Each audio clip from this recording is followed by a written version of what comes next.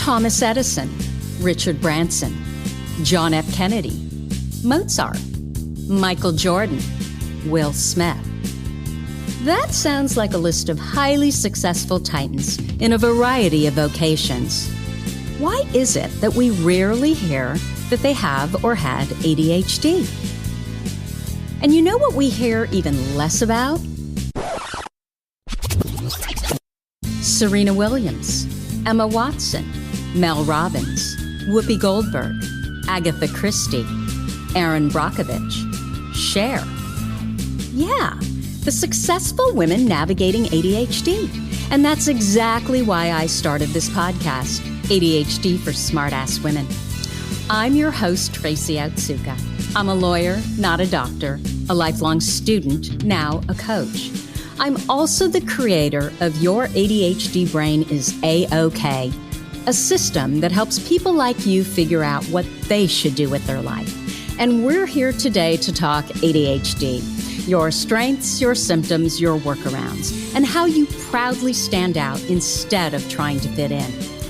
I credit my ADHD for some of my greatest gifts. And you know what?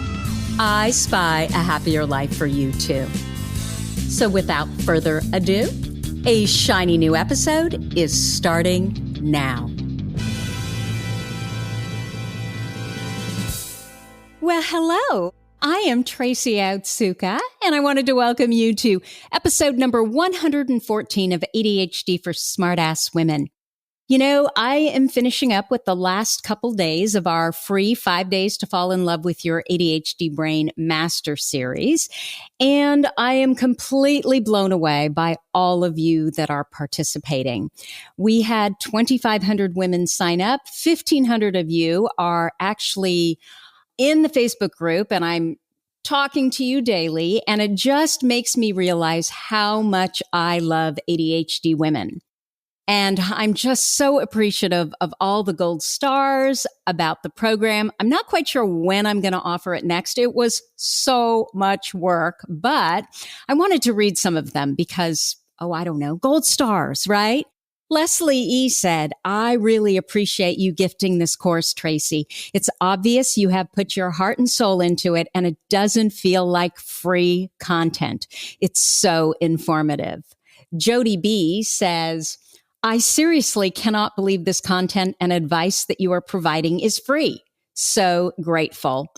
Rebecca B. says, wow, Tracy Otsuka, this was so incredibly insightful and your work is so important.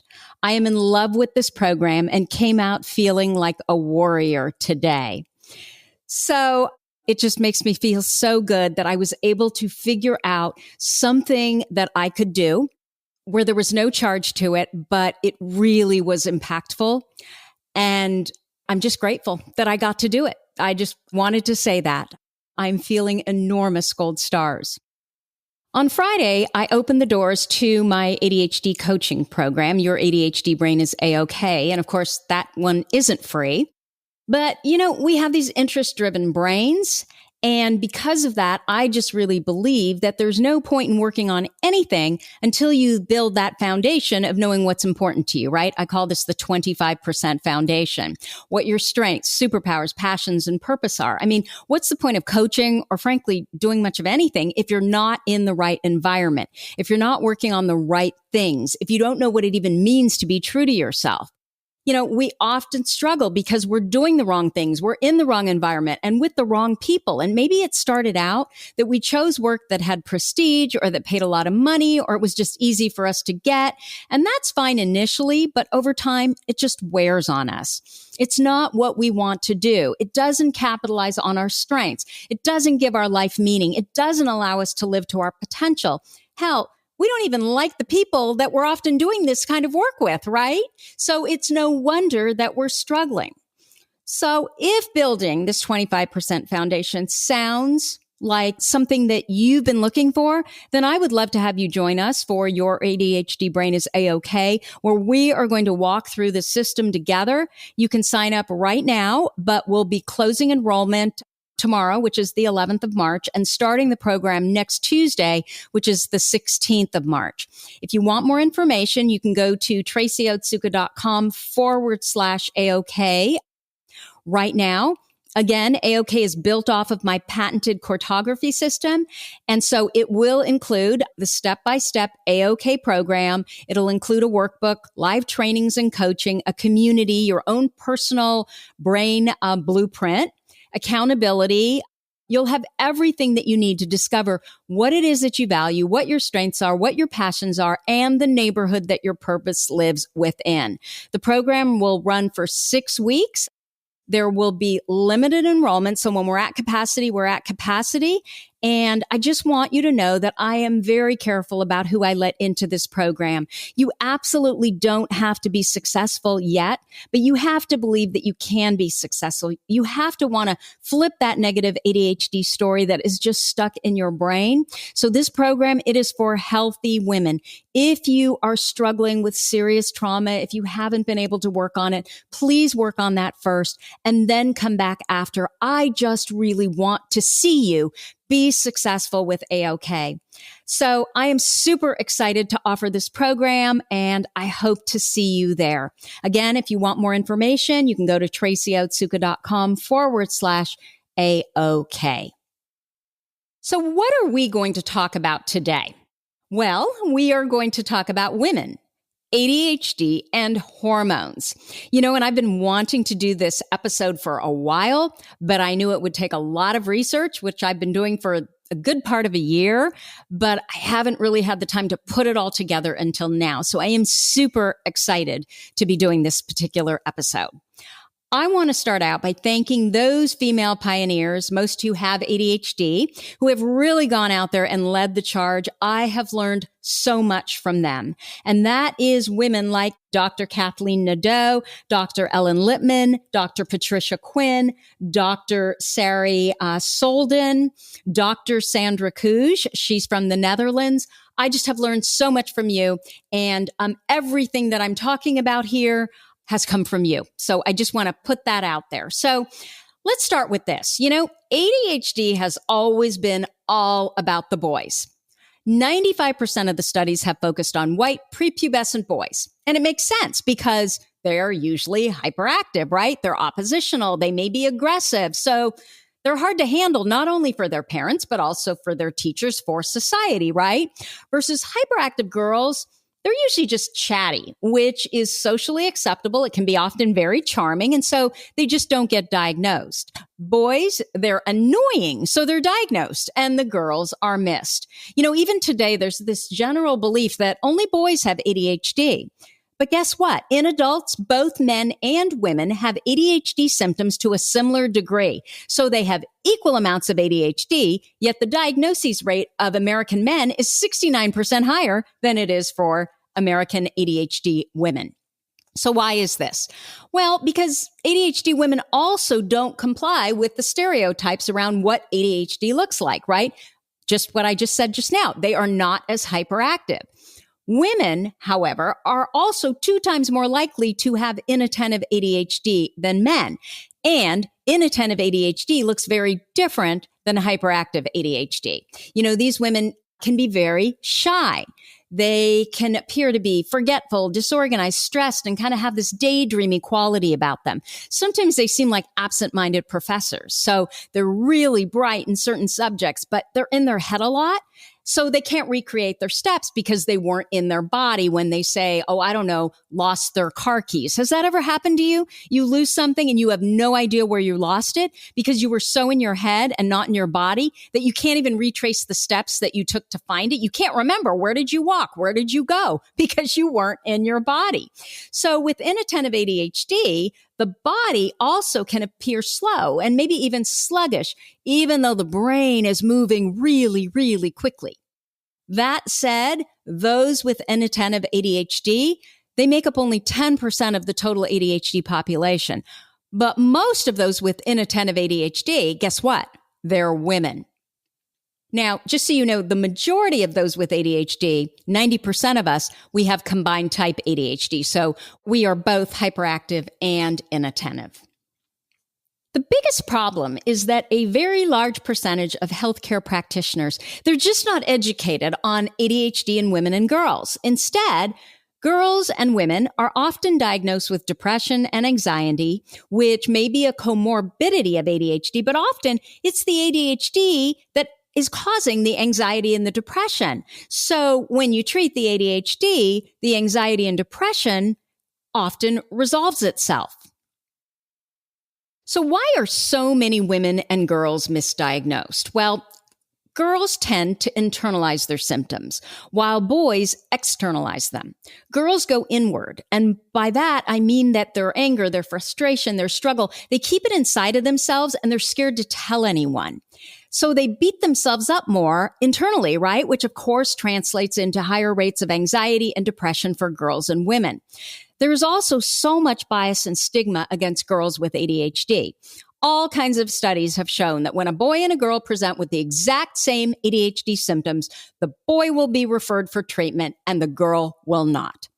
I know that in our Facebook group, ADHD for Smartass Women, a huge percentage of our members were diagnosed late in life and only after their child, usually a son, was diagnosed. So I conducted a poll in this group and, I asked members, how were you ultimately diagnosed? And if you were diagnosed because your child was diagnosed first, was it a boy or a girl? And 2/3 of our members said that their son was the one that was diagnosed with ADHD. And of course, that is certainly my story. And this is troubling because the problem is much better, right? The earlier the diagnoses. This is why it's so important that we make sure and advocate for our girls, because the schools and even their doctors often don't know what ADHD even looks like in girls. And the earlier that we can normalize their differences, that they can meet other friends who also have ADHD so they can reduce their shame, that they can learn and understand how their brain works, they can understand what their strengths and gifts are, the better they are going to ultimately do. Research also indicates that women struggle more than men with ADHD. But this is the big problem for women.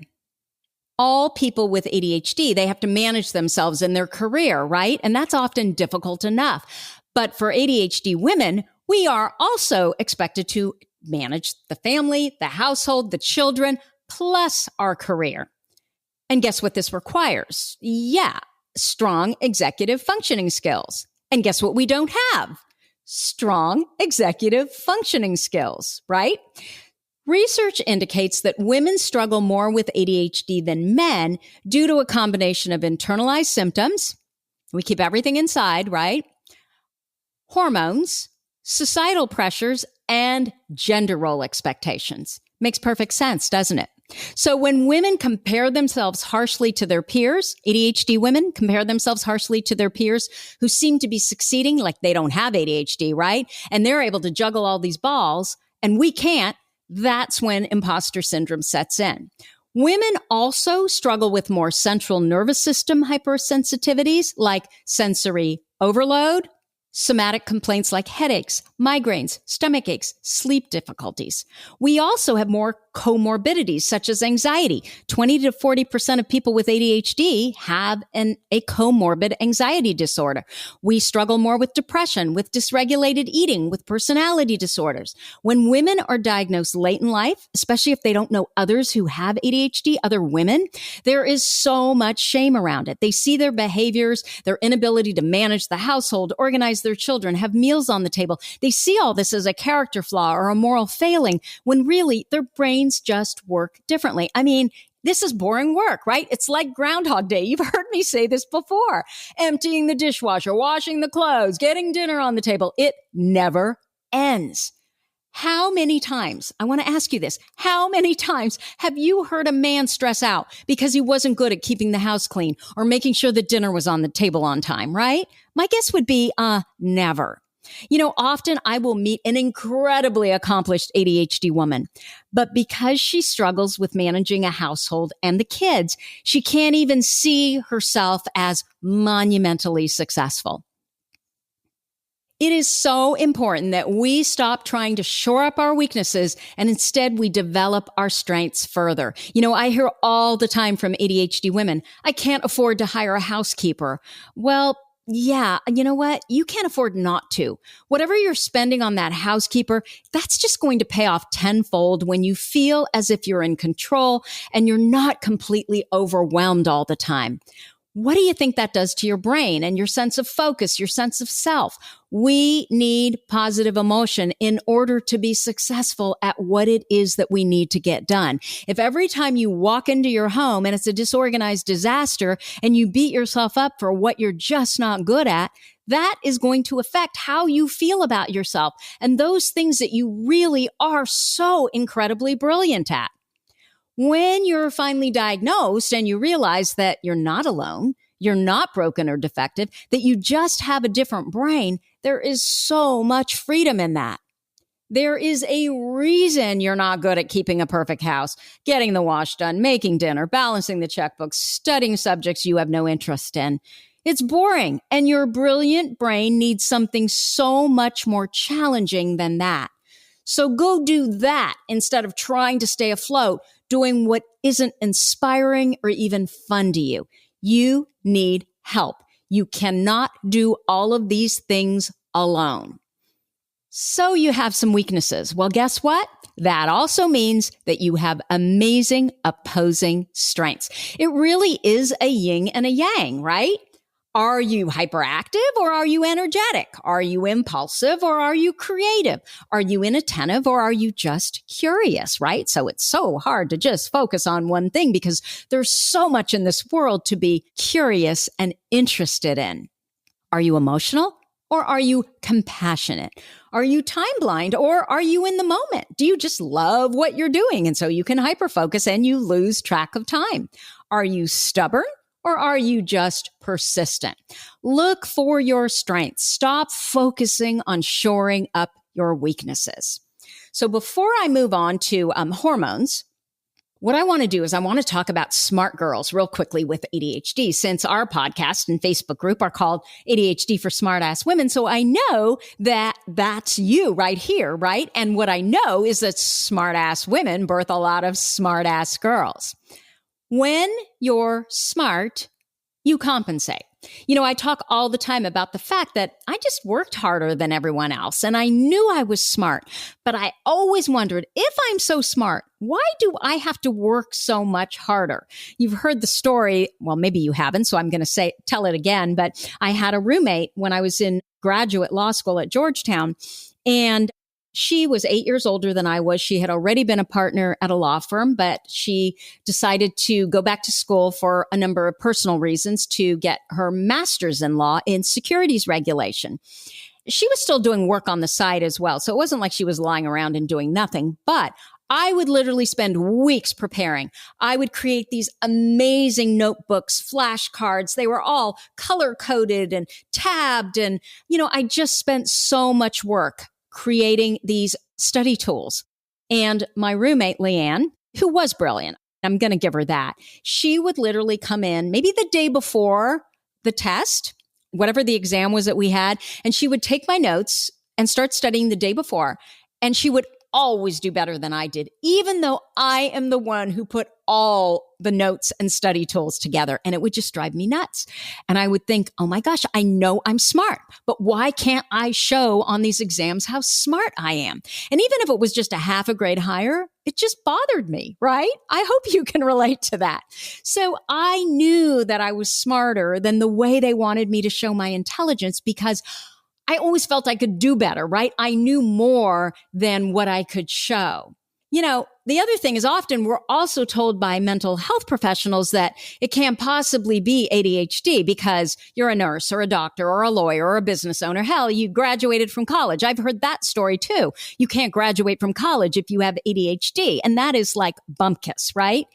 If you're smart, you can also hang on longer. Thomas Brown did research on gifted college students at Yale, and he noticed that gifted ADHD students, they fell off the rails when demands exceeded their ability to compensate. And often, for his PhD students, it's the dissertation.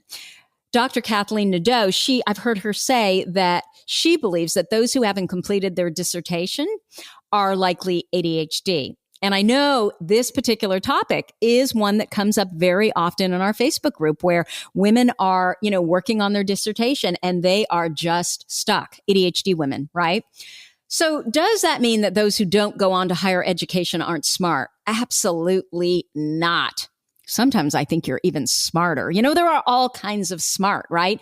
There's social and emotional intelligence. There's spatial intelligence. There's musical intelligence. There's bodily kinesthetic intelligence. There's naturalistic intelligence. And then, of course, there's the two kinds of intelligence that they test for in school: logical, mathematical intelligence and linguistic intelligence. So absolutely not. Oh my gosh, some of the creativity, the women that their level of creativity that I run into, and they may have literally flunked out of college. Like they attended the first year and they could not go further. But these are among the most brilliant women that I know. Okay, perfectionism and ADHD. Let me just say something really quickly about that as well. I want to mention that not all women with ADHD present as disorganized or unmotivated. For some of us, we are the absolute opposite. We have perfect homes. We can have perfect cars. Our kids can be perfectly dressed and coiffed, right? We overcompensate by being perfectionistic. In fact, we can't get anything done if we're distracted by an untidy anything. And this is okay, right? Until keeping up becomes an absolute burden. This is what my type of ADHD probably looks like. And I joke all the time that I think Martha Stewart's ADHD. I know that her daughter was diagnosed with ADHD, and I just can relate to so much of what she does and how she is. I was a whirling dervish until perimenopause, when all of a sudden I could no longer hold any of it together. And I couldn't figure out why. And because I was used to performing at such a high level, when I no longer could, I really felt like I was letting everyone down. And when I finally had to just say no, I was just so mortified. I couldn't possibly tell anyone what was going on because I didn't know myself. How could I have done all this before? And now I absolutely couldn't. I was just paralyzed, right? So that brings us to hormones and ADHD. And specifically, we're going to be talking about estrogen. So ADHD is thought of as a condition that remains stable throughout the lifespan. Remember, it's all about the boys. And we now know that this is not true for women. In fact, the DSM-5, it doesn't even take women into account at all. ADHD is not a trait that stays stable in women. I had to say it again. Daily symptoms are affected by hormone fluctuations. So you cannot apply the studies on young boys and men to women. Yet, there is almost no research on hormonal influence on women's brains, regardless if they have ADHD or they don't. Women have generally been excluded from studies, most studies, because their hormones constantly change during their cycle. And this influences so many things. So research, it just ignores them. And it only includes males. We need studies that compare women with ADHD to women without ADHD. And this is actually cutting edge research, if you can believe it. Hormone questions need to be asked. Where are you in your cycle? Are you in menopause? When were you pregnant last? Or are you pregnant now? They don't follow up on hormones because it's time consuming and it's expensive.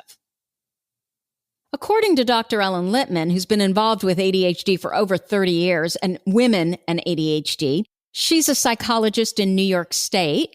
And she tells us that with the very few studies that are out there, we actually do now know that estrogen and progesterone modulate neurotransmitters like serotonin and like dopamine.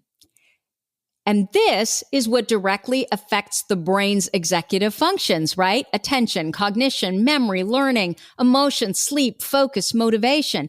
These are all things that are impaired with ADHD. So what am I saying? What I'm saying is that estrogen impacts our dopamine levels, which in turn affects our ADHD symptoms. So ADHD symptoms increase when estrogen decreases, and they decrease when estrogen increases. On top of that, we know that estrogen levels change dramatically during our lifespan. We have estrogen influx beginning in puberty, which is when we typically see ADHD in girls. I always wondered, why was it that I could memorize anything until I was 13? I mean, I was in all the school plays and in 2 languages, German and English. You could give me a 100-page script at 11, 12 years old, and I could memorize it no problem. Once I hit 13, I could no longer memorize even one chorus to a song. I know I say this over and over, but I always wondered about that. So with ADHD, you already have low dopamine levels in certain brain regions, right? Estrogen changes impact working memory, and they influence emotional and motivational behavior.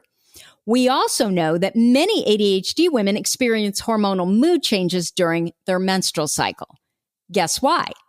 Because estrogen peaks at ovulation, but then it plummets the week after ovulation. And this is for neurotypical female brains as well, right? So Dr. Sandra Kooj from the University of Amsterdam, she cited a small study that found that even in women without ADHD, during the week after ovulation, women generally reported feeling more impulsive and more inattentive.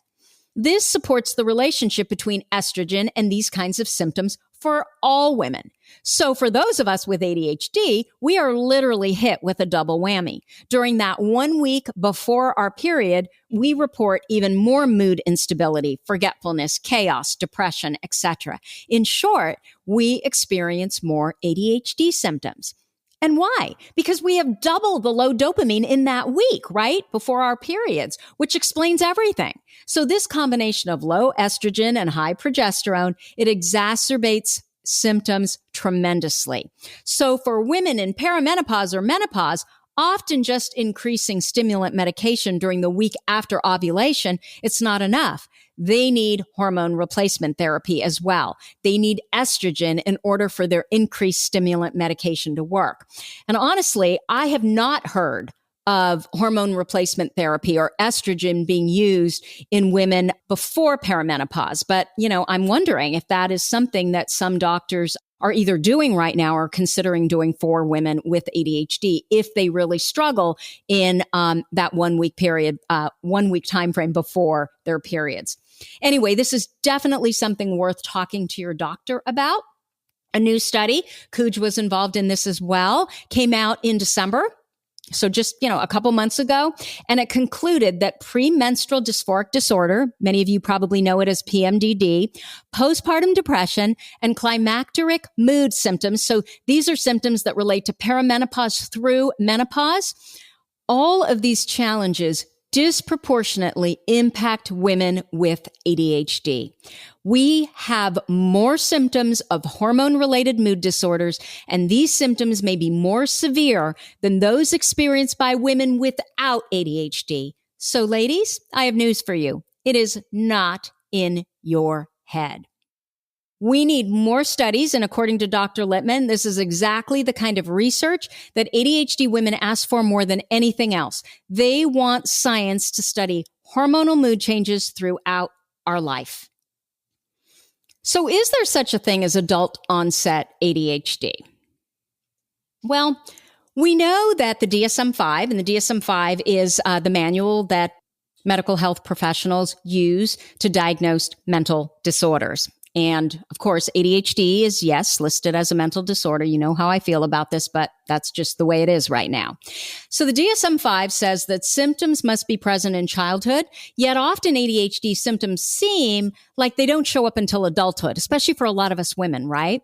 And this can happen when the demands of life exceed the ability to cope. So this may happen to women after they have their first child or maybe their second child. And if you're smart, you may be fine until college or law school or medical school, right? It gets harder and harder and becomes more and more competitive. And that's when we kind of fall off the rails. I mean, even going from high school to college, that first year, it is not uncommon for ADHD students to suddenly fall off the rails. Not only do we need to keep up with school, but we need to get ourselves fed. We need to do our laundry. We need to get into bed at a certain time. And the structure that we had at home to get all that done well, we no longer have it, right? Our parents provided it and now they're not around. So we have to do all of this for ourselves. There are also women who, like me, we get through all of that well enough, although I did almost flunk out of college, my first semester of school, but we may not experience symptoms that really impact us until perimenopause. There are other women who they may not experience symptoms until menopause. And so I've heard the term adult onset ADHD. I have used the term maturity onset ADHD to describe myself. What I suspect with these women, however, is if they really think about it, they had symptoms at least since puberty, but they were high functioning. So maybe their symptoms were less severe. Maybe they were in the right career.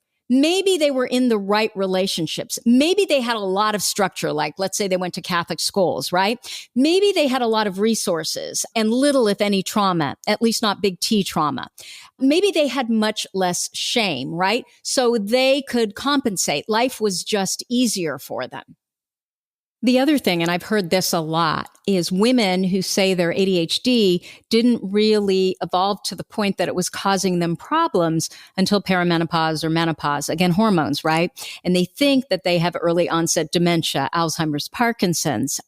I was one of those women. I was tested for Parkinson's because nobody thought that, oh, well, maybe we should consider ADHD. And of course, it was negative, but it was still really scary. And I always mix these terms up, but dementia is a syndrome. It's not a disease. So dementia is a group of symptoms that affects mental cognitive tasks such as memory and reasoning. So it's an umbrella term that Alzheimer's disease and Parkinson's can fall under. And of course, you're more likely to develop dementia as you get older, right? Because it occurs when certain brain cells are damaged. And many conditions can cause dementia, including degenerative diseases like Alzheimer's or Parkinson's. But the thing is that the symptoms are very similar to ADHD. You know, you become forgetful, you have trouble keeping track of time, you get confused, you struggle to remember names. Yeah, so many of those things are exactly what I struggle with. And I was talking to a neuroscientist in our group. Her name's Dr. Julie Kurek, and she works with Parkinson's patients. And her comment, well, Parkinson's, of course, is caused because there's a loss of nerve cells in the part of the brain that's responsible for producing dopamine. And of course, that's what we need more of, right? So it's scary because there's a correlation, right? And so Julie was saying that women are actually less apt to get Parkinson's than men because estrogen appears to be protective. And so when I heard that, that made me feel a lot better that, okay, for sure, then it's not Parkinson's, right, Tracy? So Kathleen Nadeau, she did a great talk on ADHD in older adults. And this question came up, are we more vulnerable to dementia? And she mentioned that studies seem to support that that's true. We may get it, but just because we get it doesn't mean that we're more likely to get it because we have ADHD. So, it was similar to what Dr. Kurek was saying as well. And I think the problem is, you'll go to these memory centers thinking, oh my gosh, there's something wrong with my brain. I've got dementia, some form of dementia. And the people there that are testing, the supposed experts that are testing for dementia, they don't know anything about ADHD. And so what's really going on is these are ADHD symptoms. They're not symptoms of dementia, but, a woman is diagnosed with some form of dementia. So anyway, I just think that that's something that we definitely have to be aware of. Regardless, I think it's really important for women to be aware of how hormones, primarily estrogen, affects dopamine and their symptoms, right? Mood, emotion, impulsivity, etc., because it reduces shame, which is always my goal with ADHD. If you know it's your brain, if you know it's science, if you know it's biology, and it's not a character flaw or a moral failing, this, of course, reduces our shame and we can better plan, right? We can decide that, okay, well, that week before my period, I am certainly not going to conduct that huge meeting where I need to be firing on all cylinders. So for all the reasons we just talked about, you need to educate yourself so that you can advocate for yourself. If you're going to see a doctor, hire a therapist or a coach, ask them, how many women have you treated with or worked with, with ADHD? If you feel like your concerns are minimized, go to someone else. The best referral is probably someone that you know who is working with someone that's an ADHD expert in whatever area that they really rave about. And if you can't find someone like that, you can call the psychiatry department of your closest medical school and ask for a referral. So ask for someone who treats ADHD women. Bottom line, many experts, they don't know about ADHD and they have no clue how it impacts women yet. And I say experts in air quotes, right? So that leads me to a quick reminder about the ADHD Women's Palooza, which is going on right now. Several years ago, when I was trying to learn everything I could about my ADHD brain, I found out about the ADHD Women's Palooza, which is a series of interviews of the world's top ADHD experts hosted by Linda Rogley. She is lovely. And I learned so much from these experts. And I have made a point of listening to these interviews every year since then. So the ADHD Women's Palooza, it's going to run from March 8th through March 13th. This drops on Wednesday, the 10th. So you still have a couple days to listen to those expert interviews. All episodes are free for 24 hours. And this year, I am honored to be presenting alongside the likes of Dr. Ned Hallowell, Dr. Sari Solden, Dr. William Dodson, Terry Matlin, Dr. Roberto Olivardia, Dr. Julie Skolnick, and I'm going to look her name up. There is a woman that presented last year that was fantastic. Her name is Dr. Carolyn Lynch Parcells. And she talked about medication. It was the best information that I have ever heard in one place about medication. And this year she's going to be speaking. Her topic is What's the Scoop on ADHD Stimulants for Women? I cannot rave about her enough. So you can get more information at ADHDpalooza.com/women. And Palooza is with 2 O's. As always, you are listening to ADHD for Smartass Women. If you liked this podcast, please let us know by leaving a review. Our goal is to change the conversation around ADHD, helping as many women as we possibly can learn how their ADHD brains work so that they too can discover their amazing strengths. And you know what? Your reviews really help in that regard. So for me, they're like those little gold stars that we used to get on our work when we were kids. The reality of it is, though, the reviews help because they help to get the word out among other women that are really trying to understand their ADHD. They help to reduce the shame. So I really, really appreciate them. Thank you so much for listening, and I'll see you here next week. You've been listening to the ADHD for Smartass Women podcast. I'm your host, Tracy Otsuka, and we're available on iTunes, Stitcher, Spotify, and Google Podcasts. Not coincidentally, ADHD for Smartass Women, it's also the name of our free Facebook group. We're a totally smartass community of successful, ambitious women who share our ADHD wins, questions, and workarounds. Join us at tracyotsuka.com, where you can also find more information on our Your ADHD Brain is A-OK system. I spy a happier life for us, and I'll see you again next week.